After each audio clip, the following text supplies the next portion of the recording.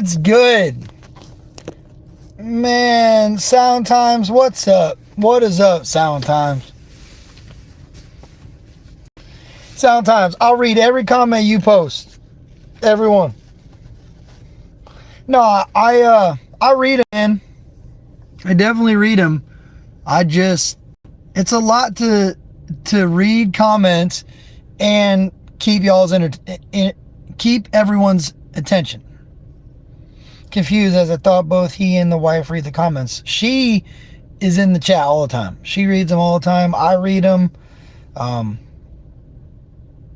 try to, man. I try. If anybody follows Up Church, I know obviously my chat is not as filled with comments as his is, but you see the delay that happens? The delay is real. And I could have moved on to my next thing I'm speaking about. I can try to come back and touch on certain comments. But my purpose of the live today is don't let the day of the week bring you down.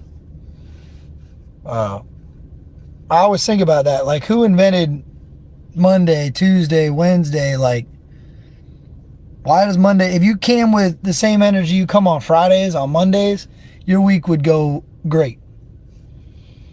People tend to start their work week off in a bad attitude because it's Monday. That's it. The only reason that they're having a bad day is because it's Monday.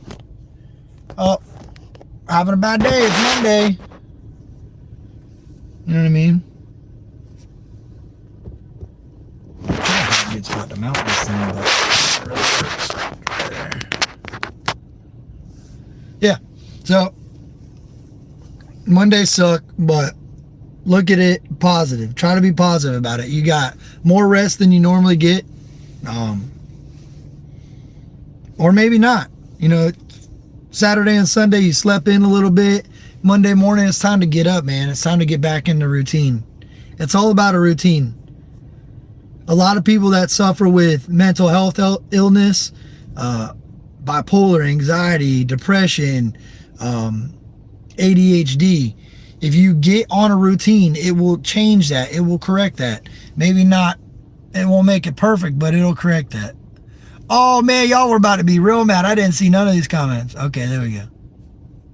You're all right, 3 Beer. Go do your meeting, man. I'm 34-year-old son passed away yesterday. I can't breathe. Oh my God, I'm so sorry to hear that, Teresa. I'm so sorry to hear that. A broken wrist, man. You and the wifey could hang out. She got a broken wrist. You got a broken wrist. She's got a torn rotator cuff. Wixer, what's good? Not much. I just want everybody to quit picking on Monday so bad, man. Monday is what you make it, man. Come with the same energy you come on Fridays with Monday, man, and you'll see Mondays will be a lot better. Yeah, prayers to Teresa, man. Prayers to Teresa. I've gotten used to our 9 a.m. Yeah, yo, me too.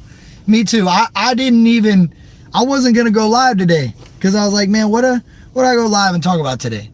I'm like, you know what? These people look forward to seeing me every morning. So that's what I'm doing. Yeah, it is perspective. The wifey said, fuck Mondays. Yeah, Mondays suck, but if you really think about it, like, to be honest with you, Mondays for me are one of the easiest days of the week. I caught up on my sleep. I'm rejuvenated, and I'm coming into work to get the day done, to get to Friday. You know what I mean? It's a race to get to Friday, in my eyes. Is it cold where you're at? If you consider cold 64 degrees, it's 64 degrees outside in Florida right now. That's cold to me. A day is a day is a day. Facts.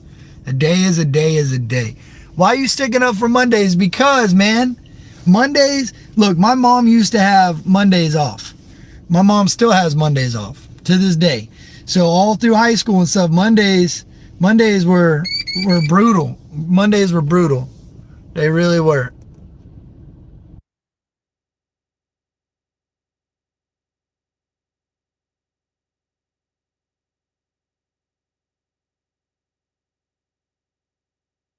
Yeah, Mondays were brutal. Yeah, somebody said, oh, it sounds like you got a breathalyzer in your car. You damn right. Your boy gotten himself into some trouble about 5 years ago, and I'm still dealing with it.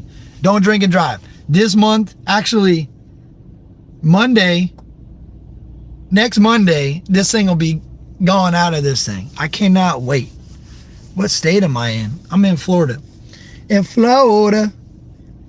Yeah, so quit picking on Mondays.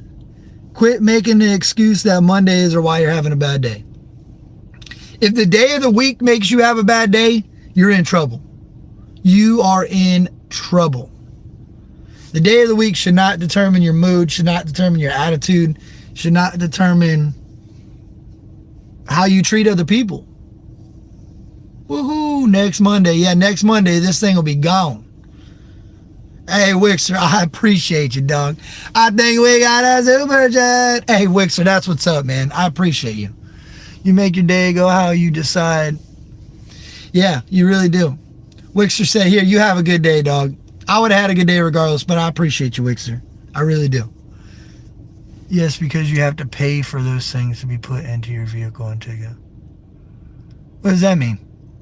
Yeah, you do have to pay. You have to pay every week. Man, this thing's like $54 a week to have in my car. You know what I'm saying? It ain't cheap.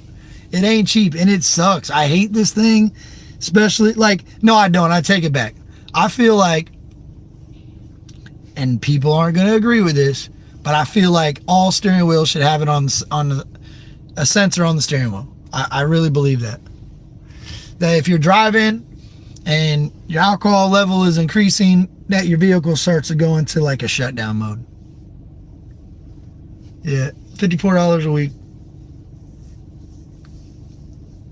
It's like $7 a day, actually. So it's like $49 a week. That's what it equates out to. I mean, I don't know. There's really no cure for that. There really is no cure for that. Like, people are going to do what they're going to do regardless. You know, now that's why they got cameras in them. That's why they got a GPS system in them. They're not the same as they used to be, because people are going to go around the system. You know what I'm saying? They're going to do what they do just to freaking to break the law. That's what laws are created for. Laws are created to be broken. Like, it's a business. Eminem Racing, I think that was you. I appreciate you. I appreciate you, Eminem. I really do. What'd she say? Like your Snap-on? Hey, I don't got no Snap-on payments. I used to when I was in automotive. Now I'm a welder. There ain't much payments to anything other than tungsten collet bodies, collets, and cups. That's it.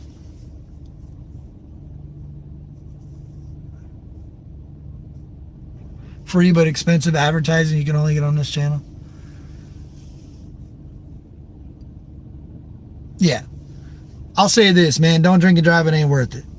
You're going to kill yourself, kill somebody else, and it's expensive as shit. It's expensive, expensive, expensive.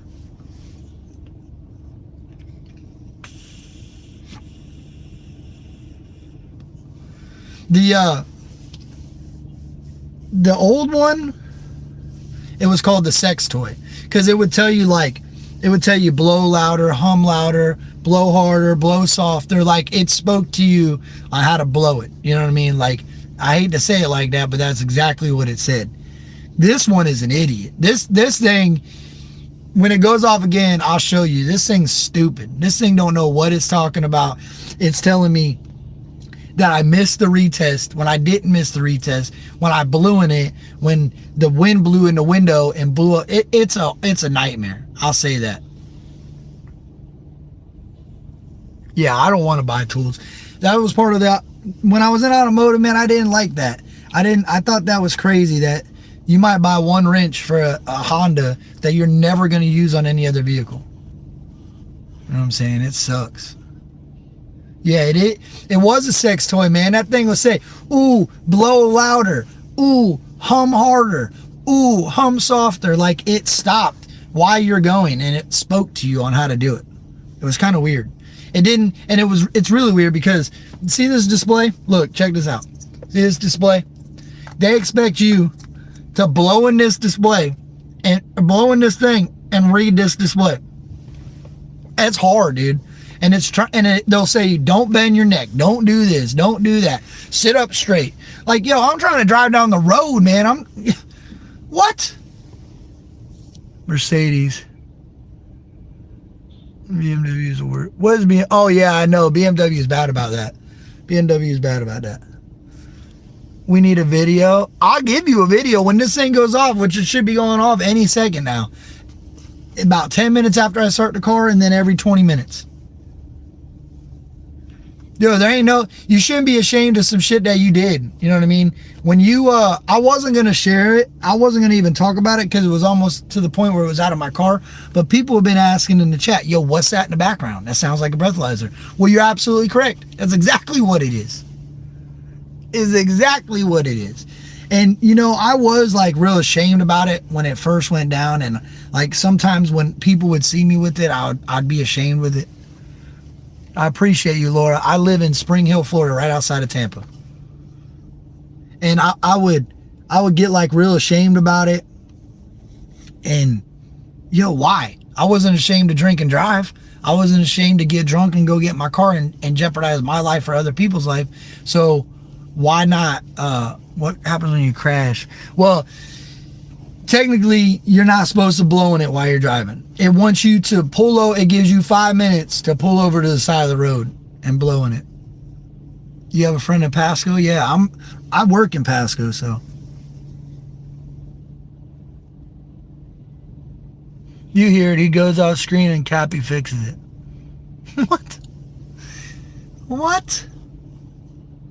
I laugh with you, not at you. No, I agree. I agree, man. Like, to be honest with you, there is shame in it because you know you were wrong. So like when you're sober and you're no longer drinking and drugging and you know right from wrong and you accept right from wrong, that's where the shame comes from. Because now you know you did something wrong, you know you were in the wrong, and you're shameful for it. I mean, that's human nature. Well, I've come to the point to accept it and understand, like, hiding it don't change the fact that I have it. You know what I'm saying? If anything, the more people that know about it, the more pressure it puts on me as a person not to do it again. You know what I'm saying?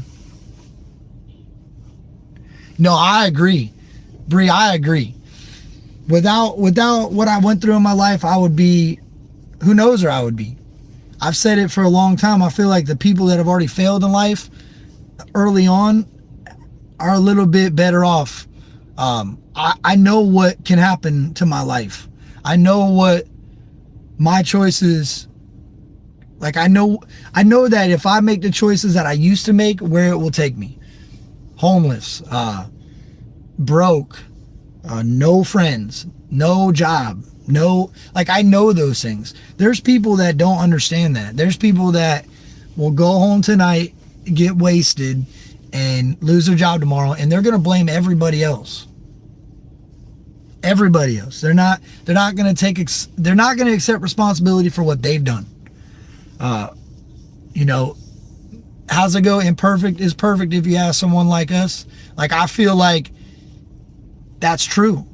Like, to me, in my eyes, I feel like you've accomplished more in your life if you've been down on your ass. If you went all the way down to the bottom and climbed that ladder all the way back to the top, I appreciate you a lot more than I do somebody that ain't ever fell on their ass. But, and you don't have to fail. But in the same sense, you don't have to fail to be successful. You don't. There's plenty of people that go their whole life and they never fail. I mean, they might fail at personal accomplishments and personal things that they want to be successful at, but for the most part, they got a good job, they got a nice house, they're driving a good car, their family's supported, their kids got what they want. Like, all in all, they're living a good life, and nothing seems to bother their life, and that's okay. But there's some of us that live a really good life and then make some bad choices and watch it all crumble down. And the people that build that life back up to where it was even better than it was before, I got a lot of respect for those type of people. I really do. What's up? I'm good. Yeah. So yeah, that's where I'm at with that. Graham, you just have to learn from your mistakes. Yep. Yep. Look, I think this week I'm gonna shoot my part 2 of the Chronicles of Captain Kirk, and that's gonna be important. The reason I haven't shot it yet is because I want to try to be spot on about everything that happened, and to be honest with you, there was so much that went on during my life that from 18 to 25 is crazy. Looking back on it, that was 7 years. During those 7 years, I probably spent 18 months free. Maybe I'll just say 20 months. Out of 7 years, I spent 20 months free roaming the streets. An ex-girlfriend of mine killed herself during that time. I lost my grandfather during that time. A lot happened during that time. It's a lot to dig through. It's a lot to comb through. It's a lot. I mean, and to be honest with you, during that time, I wasn't a good person. I wasn't who I know who I know I am. I wasn't the dude that looks out for people. I didn't give a shit about people. I didn't care about people. I didn't care about how they felt. I didn't care about how I made them feel. I didn't care. I was a savage. I did what I wanted, when I wanted, how I wanted, and I didn't give a shit about anybody else. And for the most part, drugs were a huge factor in that. Drugs were a huge factor in that. We're still building over here. My mom was killed by a drunk driver, and I was in the car too. I survived because she knew what to do when he was coming at us. Puerto Rican power! Yeah, so, I don't know. When I get to that point and I record that, I want to try to be as spot on as possible. Yeah, I did play baseball. That's funny that's why it's there. If I wouldn't have destroyed my high school career, I probably would have went pretty far. I'm confident that I would have went pretty far because I still continue to play independent ball all the way up into my 20s. And that was, at the time, 20 years old, 21 years old, thinking I had it all figured out, I still could have kept pushing and probably got some attention from a farm league system, from an independent team, from something small, lower A. But because I thought my whole life was over because I wasn't successful in baseball in high school, that there was no point to continue forward. What made me change? Lots of times sitting by myself, really deciding on if this is what I wanted to do with the rest of my life. Did I really want to be a criminal? Like I spoke about this before. There's two different types of criminals. All right. You have a criminal that wakes up in the morning and wants to do criminal activity. Then you have another person that's a drug addict and they wake up and when they do drugs, they become a criminal after they're high. So if the person is a criminal at heart, you're not going to be able to break the criminal mentality of them. That's what they want to do. They completely sober, they'll rob a bank, they'll hold a lady at gunpoint, they'll steal a car, whatever. That's what they'll do sober. They don't need drugs and alcohol in order to be that criminal. I was the person that needed the drugs and alcohol in order to be a criminal. My criminal mentality did not come in until drugs and alcohol were inserted into my life. And a lot of it goes to self-medicating. I was prescribed Xanax early on in my life. I appreciate you, Martin. But no, for real, I was a really evil person, and I thought that the doctors that were giving me the medication were giving me the medication to correct that. When I didn't understand, you can't take this pill and be a better person. There's no pill they're going to give you to make you a better person. Hey, Deacon, be easy. Yeah, North Richmond Roost. There's a lot of farm leagues in Florida. The Clearwater Threshers, the Phillies, the Dunedin Blue Jays. That's the Blue Jays, Dunedin.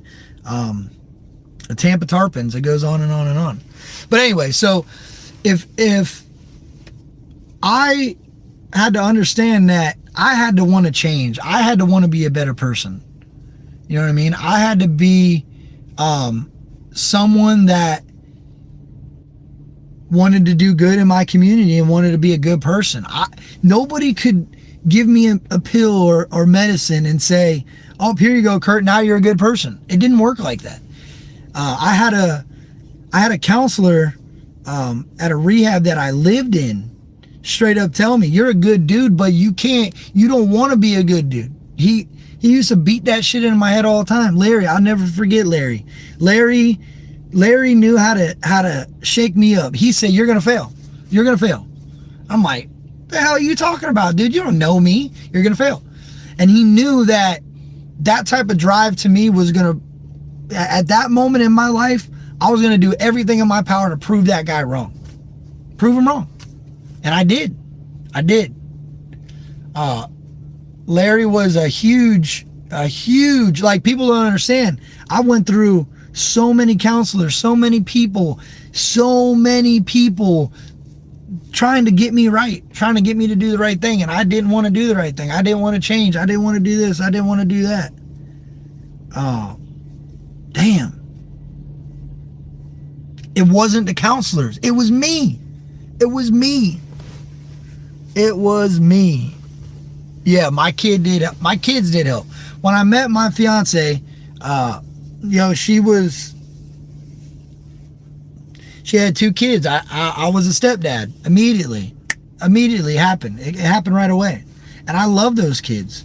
And at the time, I wanted a kid. Now I have my own child. Like, I have my own biological kid. And I made some bad choices early on, and it could have changed my life dramatically. So I kind of tightened up my thoughts and made a choice. Do I want to drink and drug and be a loser the rest of my life, or do I want to have a family, have a good job, and be somebody that can share my story? That's the biggest part about this, is I want to go to the drug rehabs, and I should start going to. I've reached out to a couple people, and it's hard because there's some, like, I still smoke weed. People believe smoking weed is no good. That's no good. That's not good for you. It's gonna ruin your life. And to be honest with you, it did. It ruined my life. Weed destroyed my life early on.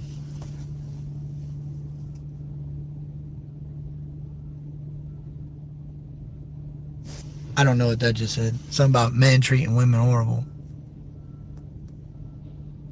Appreciate you, Jamie. Nah, but it's this. This is what I'll say. You have to take responsibility for what you're doing. I was smoking weed, doing bad shit, riding around in the car, making bad choices. What did I expect was going to happen? You know what I mean? So, do I blame all that shit on other people, or do I accept responsibility for myself? You know what I'm saying? I knew right from wrong. And now I even know more. Now I know more. Now I understand right from wrong fully. I understand how it affects other people. I could go on and on about this. I really could. I need to get that part 2 done. It might be a long video. Yeah.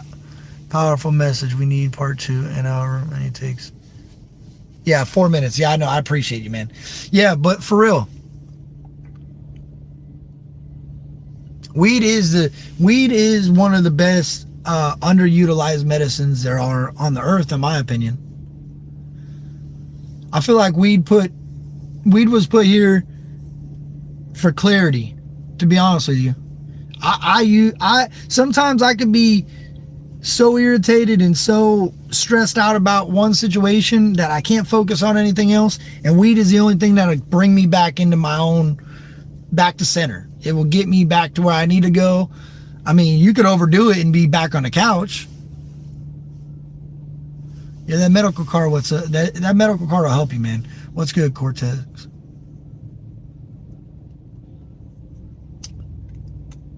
Yeah, you got to find your own truth. Sometimes you got to write your own book, man. You got to make your own chapters. My mom always pushed me real hard to understand that there's different chapters in life. Everybody has different chapters. Right now, you might be in this chapter, and next week you'll be in another chapter of your life. So sometimes it's good to close that chapter up and keep moving, and quit stressing about shit that you can't change. That's my problem about anxiety, man. I have a problem worrying about things that I cannot change, things that I cannot control. It sucks. Yeah, prayers, Eminem racing. Man, weed just happens to grow out of the ground, and if you dry it out and smoke it, it does some good shit. I love y'all. I appreciate each and every one of you. I got to get back to work. I'll consider shooting the rest of that tonight, because I've been thinking about it. I was going to do it this weekend, but I had some other things going on, so I don't know. Maybe tonight I'll do part 2.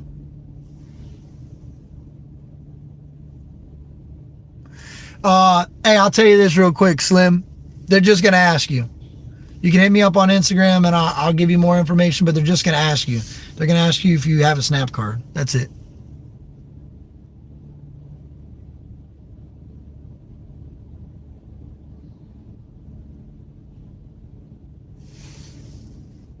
Remember one thing.